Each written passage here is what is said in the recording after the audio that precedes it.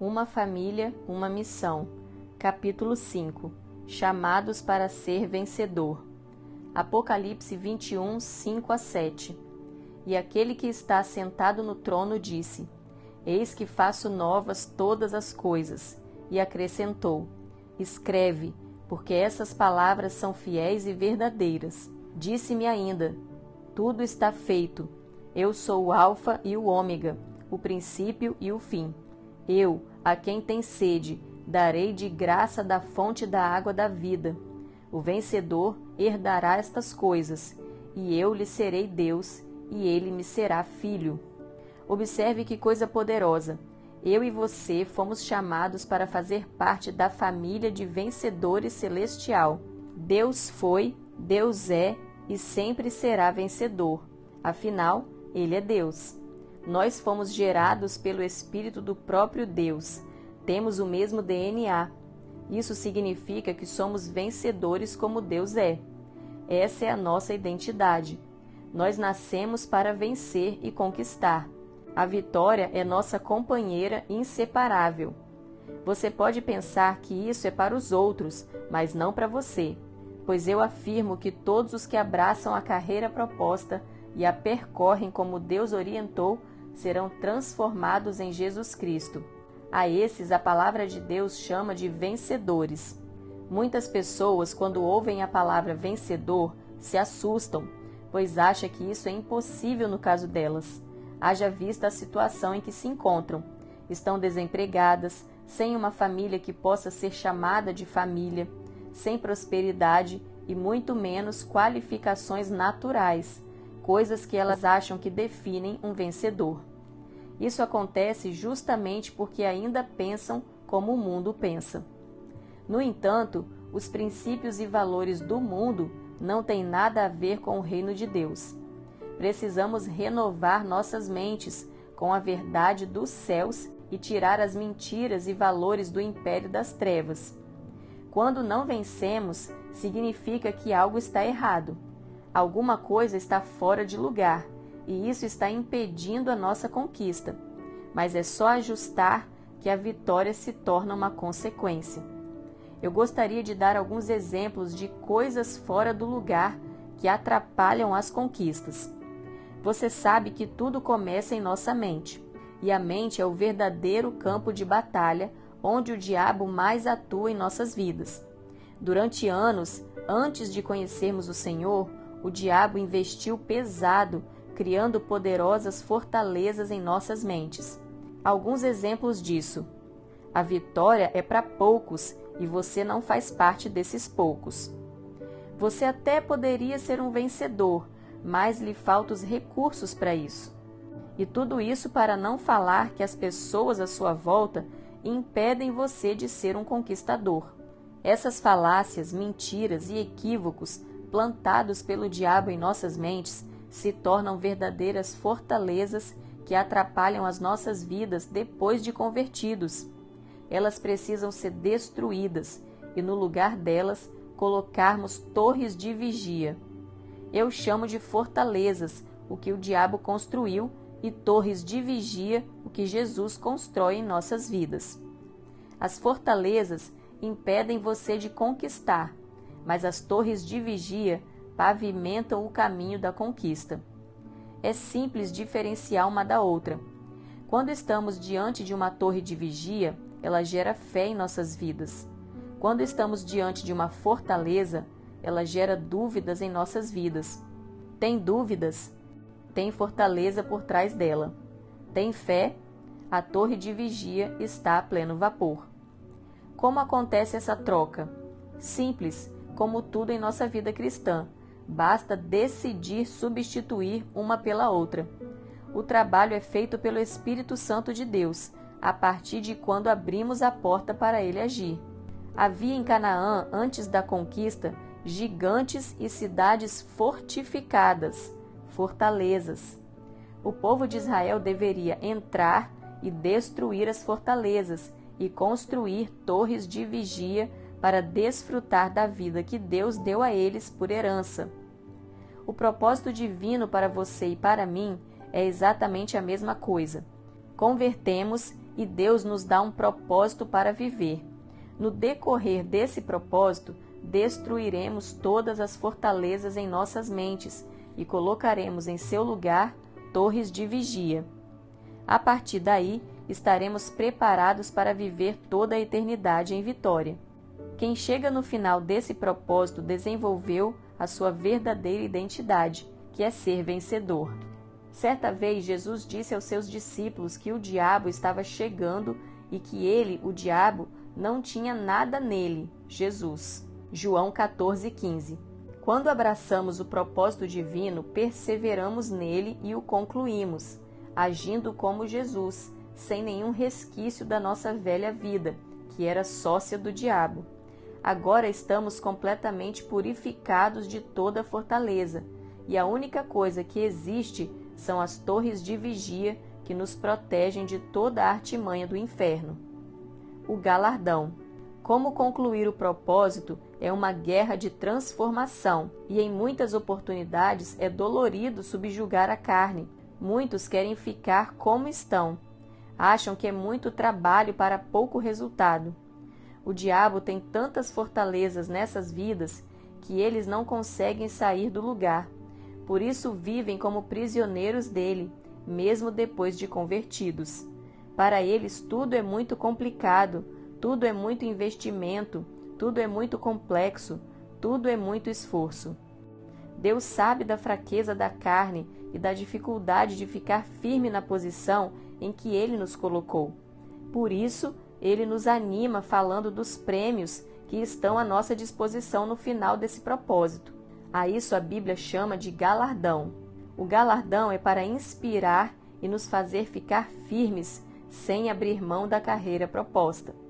É muito ruim fazer algo sem saber o que se ganha com isso. Esse galardão é algo a mais do prêmio da soberana vocação em Cristo Jesus. Se não bastasse o ser como Jesus, Deus ainda manda junto uma série de ganhos como recompensa por ter aceitado e concluído a proposta divina. O galardão é muita graça divina. Nessa família é assim, é só coisa boa. Antes da revelação do Apocalipse, o Senhor faz uma série de ponderações e ajustes às igrejas. Ele usa 7 igrejas para representar a totalidade das igrejas da face da terra em todos os tempos. Nessas ponderações, ele aponta as torres de vigia que as igrejas já levantaram, expõe também as fortalezas que ainda precisam ser destruídas, e diz sobre os 7 prêmios que receberão aqueles que ouvirem e ajustarem o que ele está falando.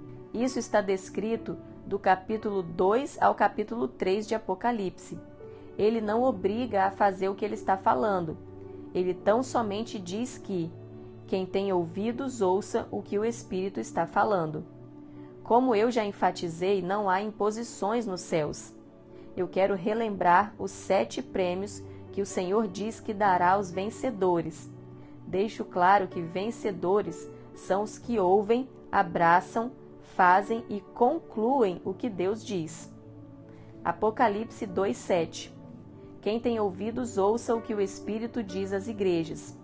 Ao vencedor, dar-lhe-ei que se alimente da árvore da vida que se encontra no paraíso de Deus. Apocalipse 2:11. Quem tem ouvidos ouça o que o Espírito diz às igrejas. O vencedor de nenhum modo sofrerá dano da segunda morte. Apocalipse 2:17. Quem tem ouvidos ouça o que o Espírito diz às igrejas. Ao vencedor, dar-lhe-ei do maná escondido, bem como lhe darei uma pedrinha branca, e sobre essa pedrinha escrito um novo nome, o qual ninguém conhece, exceto aquele que o recebe. Apocalipse 2:26-29. Ao vencedor que guardar até o fim as minhas obras, eu lhe darei autoridade sobre as nações, e com cetro de ferro as regerá e as reduzirá a pedaços como se fossem objetos de barro. Assim como também eu recebi de meu Pai, dar-lhe-ei ainda a estrela da manhã. Quem tem ouvidos ouça o que o Espírito diz às igrejas. Apocalipse 3:5 e 6. O vencedor será assim, vestido de vestiduras brancas, e de modo nenhum apagarei o seu nome do livro da vida. Pelo contrário, confessarei o seu nome diante de meu Pai e diante dos seus anjos. Quem tem ouvidos, ouça o que o Espírito diz às igrejas. Apocalipse 3, 12 e 13. Ao vencedor falo-ei coluna no santuário do meu Deus, e daí jamais sairá. Gravarei também sobre ele o nome do meu Deus, o nome da cidade do meu Deus, a nova Jerusalém que desce do céu, vinda da parte do meu Deus, e o meu novo nome. Quem tem ouvidos, ouça o que o Espírito diz às igrejas. Apocalipse 3, 21, 22. Ao vencedor dar-lhe-ei sentar-se comigo no meu trono, assim como também eu venci e me sentei com meu Pai no seu trono. Quem tem ouvidos, ouça o que o Espírito diz às igrejas. A grande pergunta é: o que sobra para aqueles filhos de Deus que não são vencedores? Paulo afirma expressamente que serão salvos, mas sofrerão dano. 1 Coríntios 3,15. Se alguém diz que o que importa é ser salvo e o resto não tem importância, essa pessoa está desprezando o que Deus está colocando à mesa. Por que é tão ruim que desprezemos o que Deus coloca à mesa? Porque custou muito caro a Ele colocar essas coisas à mesa para mim e para você. O sangue de Jesus teve que ser derramado naquela cruz para que isso fosse possível. Então, em nome de Jesus, valorize o que Deus valoriza. Muitos pensam que viver a identidade que Deus nos deu é muito trabalhoso. Eu afirmo a você que não é. A verdade é exatamente o contrário. Um filho de Deus tem que fazer muita força para não ser como Deus é. Todo verdadeiro filho de Deus se sente muito mal quando não age como Deus age. É muita angústia viver diferente do que Deus vive. Quando alguém diz que é filho de Deus e vive tranquilamente a sua vida completamente diferente do que Deus vive, eu sempre penso que tem alguma coisa errada com essa filiação. Gostaria de dar um exemplo disso. Quando você pega uma porca, dá banho nela, joga perfume nela e coloca ela dentro da sua casa, ela fica limpa. Mas na primeira oportunidade que ela tem para sair da sua casa, onde você imagina que ela vai estar? Com certeza voltará para a lama. Por quê? É da natureza dela. Faz parte da identidade dela. Ela não tem problema com a lama. Muito pelo contrário, ela ama a lama. Por outro lado, quando você vê uma abelha assentando em algo, você logo sabe que aquilo é bem limpo e que você pode comer. Por quê? Porque é da natureza dela, é a sua identidade. Seria completamente diferente se fosse uma mosca varejeira. Onde ela assenta, você jamais comeria. Por quê? É da natureza dela gostar de coisas podres. Essa é a identidade dela. A sua identidade é de um vencedor. Você nasceu e foi gerado para isso. Não se esforce para não viver, praticar e desfrutar da sua nova identidade. Deixe o Espírito Santo, o transformador, fluir e conquiste aquilo para o qual você foi conquistado. Repita essa confissão comigo. Eu nasci para vencer. Vou lutar, perseverar e triunfar, porque ser vencedor é minha nova identidade. Tenho o poder de Deus em meu favor. Em todo e qualquer contexto, o Senhor estará na luta ao meu favor. E se Deus é por mim, ninguém poderá me deter. Ficarei na minha posição de filho, firme na convicção de que a luta pode durar uma noite, mas a vitória vem ao amanhecer. Pergunta: como me torno um vencedor? Desafio: relacione a luta pela qual você está passando e declare para ela que você vai vencê-la, porque Deus é por você.